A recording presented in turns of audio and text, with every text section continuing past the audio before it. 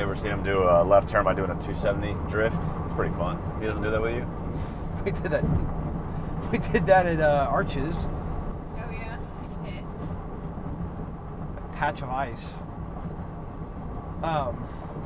Hi, welcome to the Escape from LA edition of On the Road.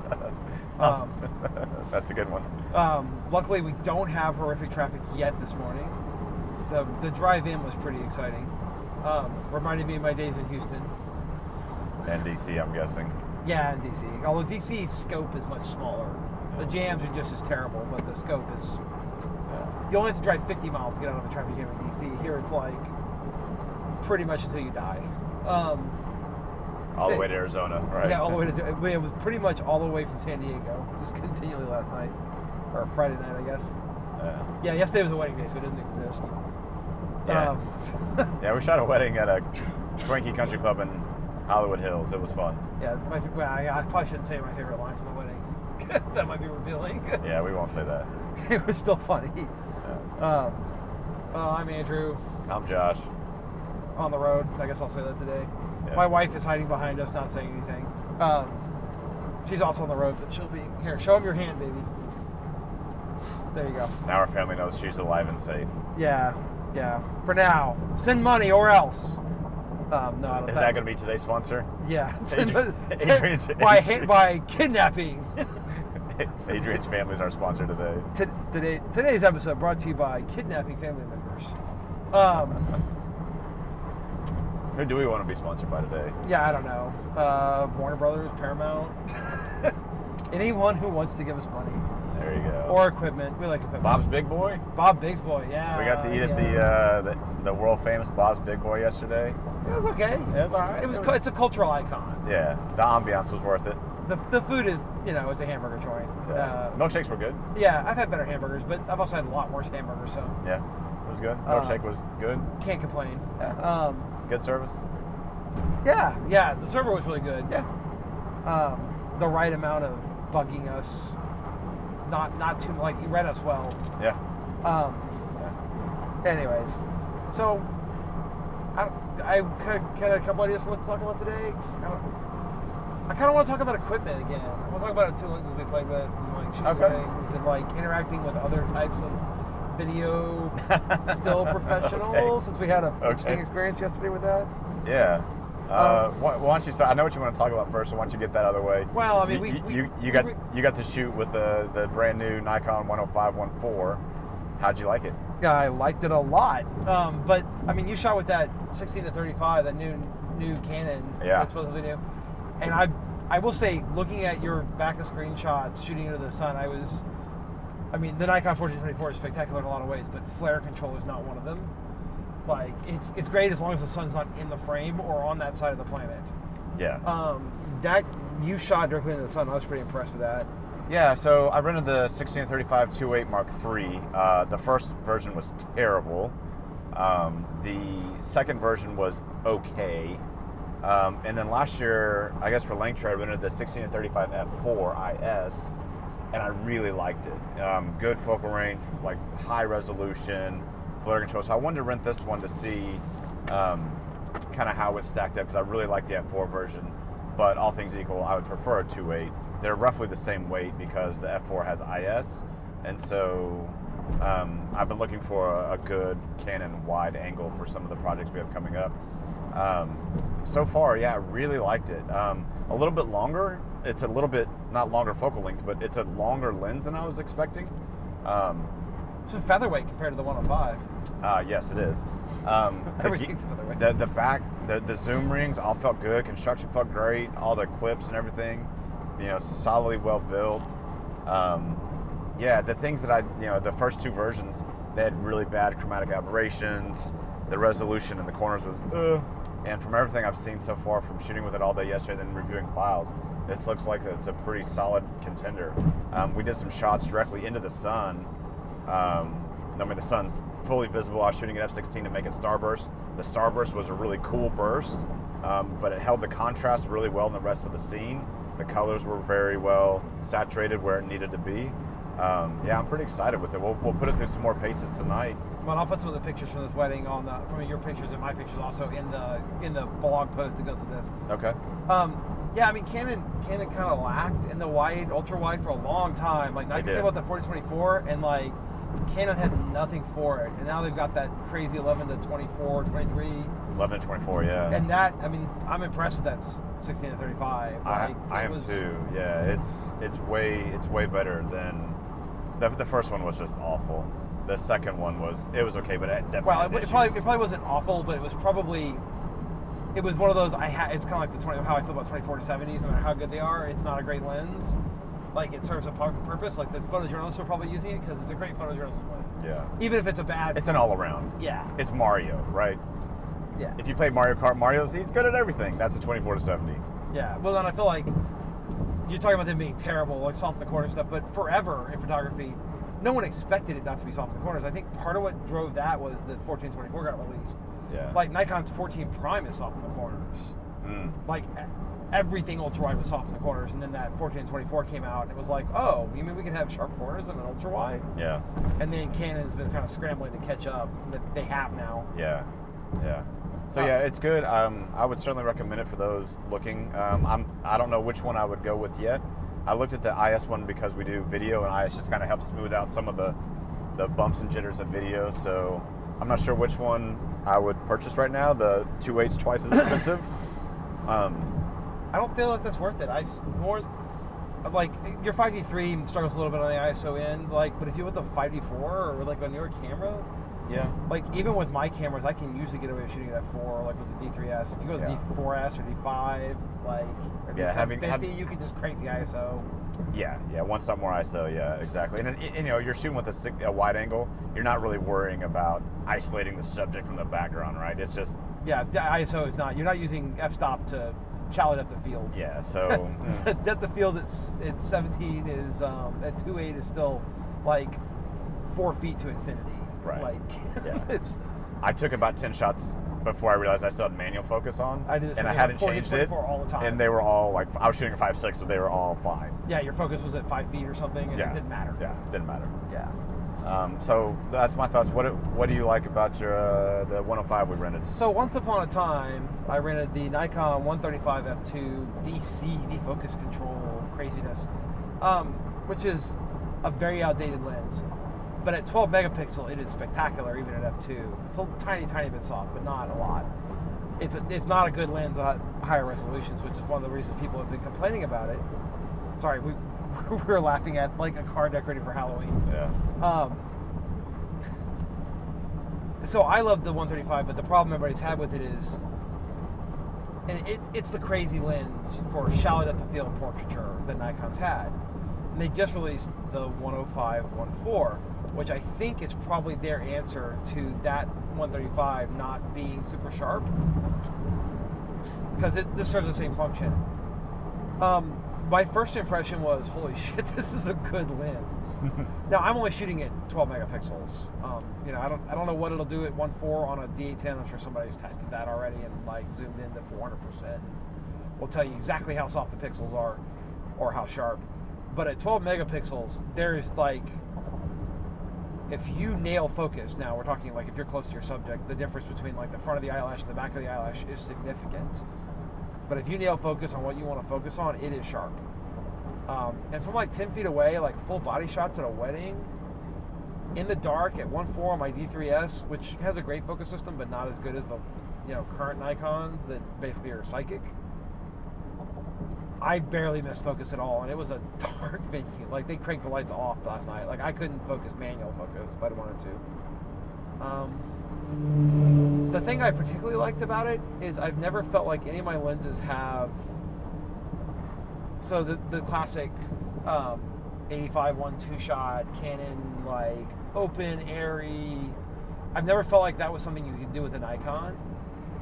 I shot this one available light, like in hard light, hard shadows and stuff, like in open shadow with like hard light coming across in the background. And it's just beautiful wide open. It's got that same, when I see the 85 1.2 shots from Canon, like that's not the way I normally shoot. One, because I don't have gear that does that very well. But two, because it's not my style. But like, I think if I owned this lens, I'd shoot a lot more that way. Because We had some of the breezeway, like moments, like people walking and stuff. It grabs focus. The focus was almost instantaneous. I mean, it's as good as any Nikon lens I've used, which has good autofocus. Yeah, I don't know what else to say about it. I mean, it was beautiful. Flare control was great. Like I shot into 70-200. Its big weakness if the sun is on that side of the if you're shooting like 20 degrees to the sun, you're going to lose a lot of contrast. That lens flare is pretty bad. It's usable, but it's just one of those things you have to worry about. And with the hood on, it doesn't have a tilt hood. It has a flat hood, but that's fine. Like I didn't feel like I had any problems with that. Like I had both. My wide lens yesterday was the 105, so I shot with my 7200 and a teleconverter, so 150 to 340, and then I had a 105 on. That was my wide lens, and I stopped shooting. Those are medium format, like lenses. Yeah, well, large format, those are wide angle. I mean, 4x5 camera, you're fine. But like when people were walking in, I was shooting with the longer lens, so I wanted to get tights, and I stopped doing that. It was on my. So I had the 105 on one camera, whatever. So I switched cameras, went to the other camera, and just shot a little looser, moved up a little bit in combination, because I had such higher contrast in the results on the 105 from less flare. But it also, in general, I mean, it's a prime, right? Nikon 7200 is a great lens, and they put every effort into making it as good as possible. Well, they did the same thing with the 105, but it's not a zoom. Right. So it's like none of the compromises you have with a zoom lens exist in this lens. Yeah. Did you get your arm workout in with it? Yeah, it did. Yeah. So I mean, I posted an Instagram photo, right? My joke is like, this is the new standard for ridiculous. Like it's about the same length as my 14-24. Its front element is a tiny bit smaller, but the whole lens around is just as big around as the 14-24. And the 14-24 tapers, and this lens is like clip mount, like it's fat. And it doesn't look so ridiculous on my big camera because I'm a big guy, but it makes my D3S look like my D5000. Can you imagine what it would look like on the front of like a D5000 or something? Yes, it's going to be ridiculous. Yeah, I mean, It's not as ridiculous as the 200 f2. No. That one looks like, like it's almost like a tree log on the front of your camera. Yeah. Yeah, I mean, the few that I looked at, it looks like it's going to be a pretty strong contender. All the initial reviews were, holy, this is good. You know, but whether you need it or not, it's a different question. Yeah, you know, we've kind of talked about it though. The lens design in the last few years, I mean, it's just been an amazing assortment of new lenses and new features and new. We went through a golden age in the 70s of that, and I think we're going back into it now. Nikon and Canon have both been releasing some good stuff. I mean, you touched on Canon coming out with an 11-24 zoom, like. Nobody makes an 11. Well, that was the crazy thing. Like Nikon's 14-24 was also a crazy a zoom 2.8 14-24 that's like good. Yeah. I mean, literally nobody makes an 11, but they're doing an 11-20. Like that's just, it's kind of insane. I think they got sick of having pictures of Nikon's because if you look at Nikon's demo pictures, they always put the 14-24 on because it's got that fat front element. I think Canon got sick of not having like the crazy looking lens, so they built that one. Yeah, but we're seeing some just especially in the Canon Nikon world, which is a large part of it, but they're the forefront of they're filling in so many new niches that just they never existed before. I mean, nobody's ever made a 105-1.4 before. Like it's never existed. Someone's gonna post and tell us they have. They probably have, but I've never heard of it. I think the release comments on one of the articles was first ever. Yeah, but I mean, even like in the high end, right? Like the Zeiss Otis and all that, it kind of set a new. Instead of being a 50, they came up with what it was like a 55 or 58. Nikon did as well. Yeah, that kind of like an interesting new like. Well, like that 58 was targeted to be artistic. So one of the complaints I've heard from people, which I think is BS a lot of times, is, oh well, Nikon's lenses don't have any character. Canon's lenses flare and have character, and I'm like, flare's a bad thing. B, clearly you've never used the 7200 or the 14-24 because they flare like crazy. But like Nikon released that 58 specifically, like people, oh, it's not sharp. It's not supposed to be sharp. They said this is not a technical lens. Yeah. This is I want character in my background lens. Yeah. You're gonna get a little soft wide open. It's designed that way. If you want a super sharp, buy the 51.4G or buy the they have. Yeah. Yeah, but there are other options. yeah, you know, and we've seen Sigma come out with some really innovative stuff, right? I was as just going to well. talk about the art, like the 35 art, and we haven't tried the 50 art, but the 35 art. I've tried the 50 art. It's great. But they've come out with some interesting, like a 24 to 35 f2 zoom full frame. Sigma's game has come up a lot. I'm really impressed with their recent releases. Who just came out with? Is it Tamron? Just came out with like a 35-1.8 VR and a 45-1.8 VR. Like, and Tamron hasn't got, like, Sigma now. They're not Nikon and Canon, but I trust them. Yeah, I do too. I didn't before. Right. And Tamron is still that, like, oh, I want a 7200, but I don't want to pay for pro lens prices. And maybe Tamron will. In a couple years, they have the chance to get there if they keep it up. And the art lenses for Sigma is what drove it over for me when we rented that 35 art the first time. And it was like, I was not crazy about the 35 Nikon. Now my shooting has changed since I tried it, and so I might love it now. But that 35 art, like Emily shot a wedding with me, and I stole her 35 the entire wedding. Like, she has that lens. I'm like, I'm just gonna borrow this. Thank you. Yeah, but I mean, talk about it. That increase in quality of manufacturing, of computer design. Well, there's so many options. There's so many options now. It's so fun. Like, you're not limited to. Except unless you're budgeting. You know, you're not. Well, that's why some place like Lens Rental sponsors. Yeah. But that's why a place like Lens Rental is great. Like, we can rent it for a couple days, try it out, see if we like it. You know, because there's lenses I thought I would love, and I didn't. Actually, the first wedding I shot in California, I rented the 24-1.4. I'm not a 24 shooter. I was about to. That's one of the lenses I've rented it, and I was like, It's a beautiful lens, but I just don't. I don't know how to use it. Oh, I didn't know how to use it then. I think now I would use it. Like, it's one of those, like, I've evolved to the point where, like, like the Sigma 20-1.4. Yeah. Like, I was playing with it at the last wedding because Emily has that one too. Damn it, Emily. Total fun. Like, but again, it's like the 14-24. It's 10 shots at the wedding. Right. Like, I just don't use. I don't use it enough to justify spending the money on it. Yeah. I was say I rented the Canon has I'd say they're 14 or 15 rectilinear, and I rented it to see if I would like it for like reception stuff. Oh, fisheye? Yeah. No, rectilinear. Oh, rectilinear. And I rented that, and I was like, I think this is maybe like what I'll go with. I couldn't make it work. Like, for whatever reason. Ultra wide is really hard to make work. It's great for 10 shots. Right. You know, but I've got one, so yeah. And there's, I've rented the 100 to 400, the original Canon with the push pull. Stop. What'd you do? This card is full, which is bizarre to me. We're back. Andrew failed again. Andrew's getting better at this, but he didn't look at the card, and this had all the other podcasts on it, and we're recording Wave, so yeah, storage space is a thing. So we're talking about equipment, so, check your equipment. Yeah, check your equipment. Buy bigger cards for your recorders. No, because then they take forever to format. Yeah, it takes. Yeah, Zoom. Yeah. I like our Zoom recorders, but you format a 32 gig card in the H4. It's like, you better do it 3 hours before the wedding, or you're not going to have a Zoom to use in the wedding. Yeah. So I have a question for people who are listening. We're talking about lenses and equipment. What lens do you want to see that doesn't yet exist that you would like to see to fit your shooting style? Yeah. I have one. Right. Everybody says, right, the 18 to 500 1.0. No. I have a very crazy specific one. But all right. What is it? Well, I want someone to make an affordable 8mm full circle fisheye that does like 210 degrees edge to edge, like Nikon made in the 70s, that costs as much as a house now. Like, I want someone to make one that's $2,000 so I can use it for. I have some projects I want to use it for.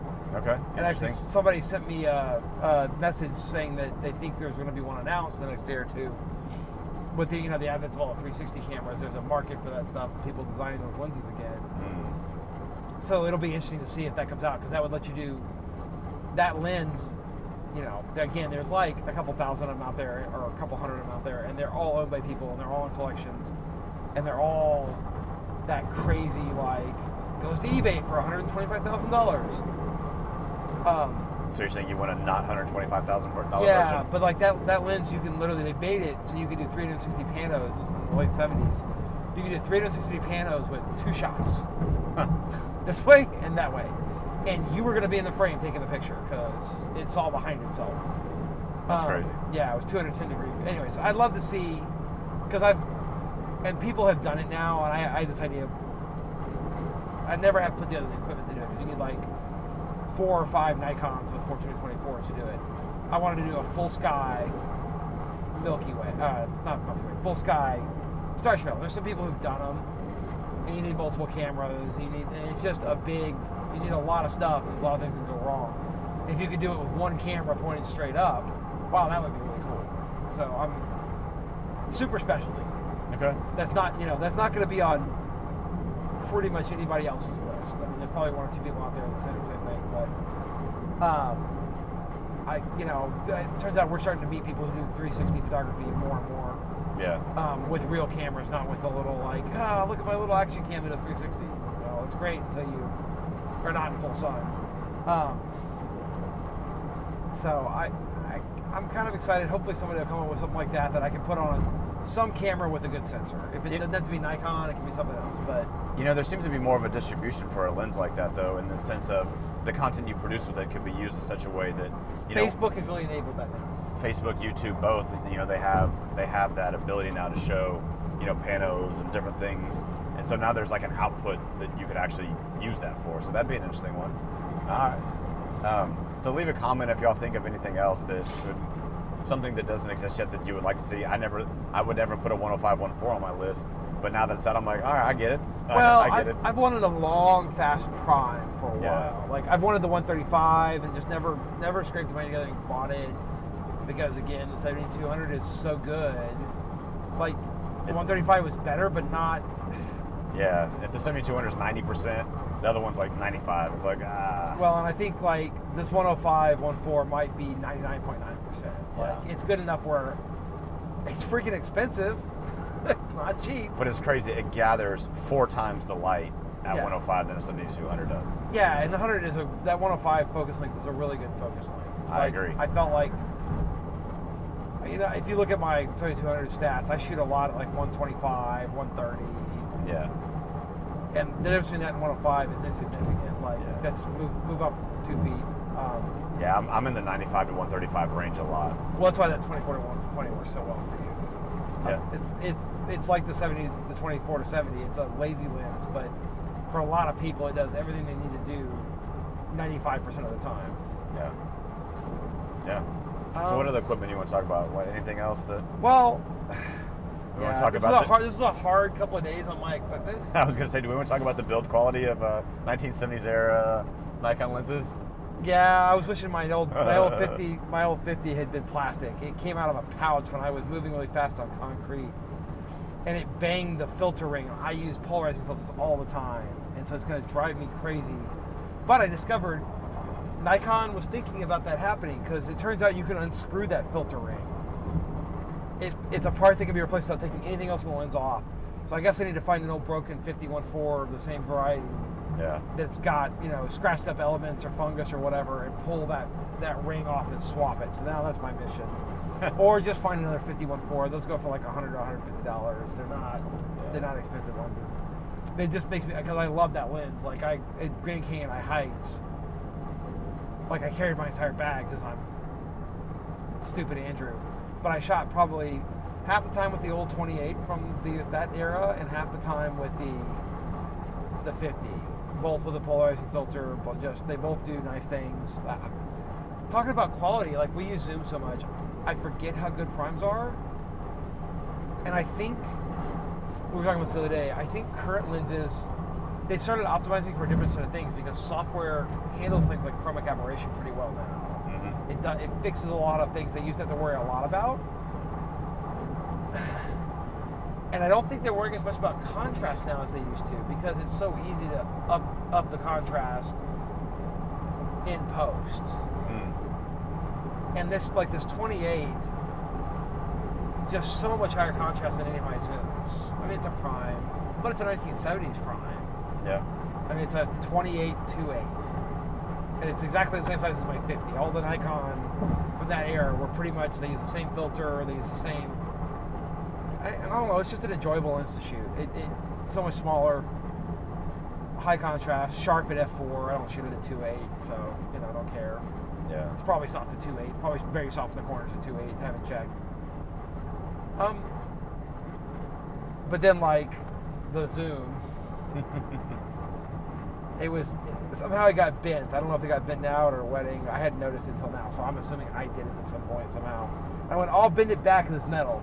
No, it's plastic. And it went, and there went the mic. I'm like, That was some Andrew engineering right there. Yeah, normally I'm better at stuff like that. I may solder that back on and super glue it back together. We'll see if it'll work. I mean, I like fixing stuff, not throwing it away. So Yeah.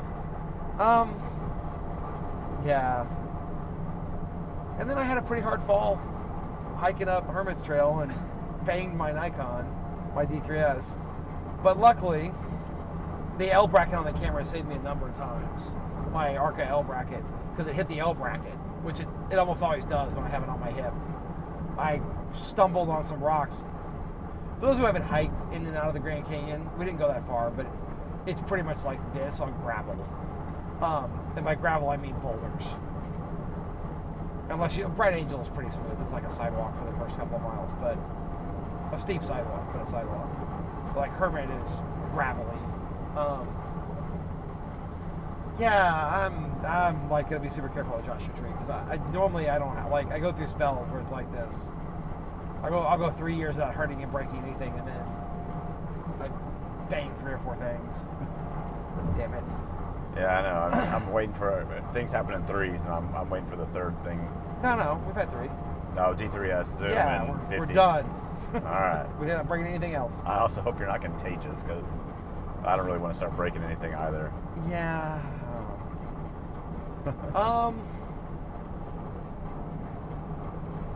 I don't know if we'll do another one on this drive. We might do one at Just Free. We might do another one right now. I feel like there's something else I want to talk about, but...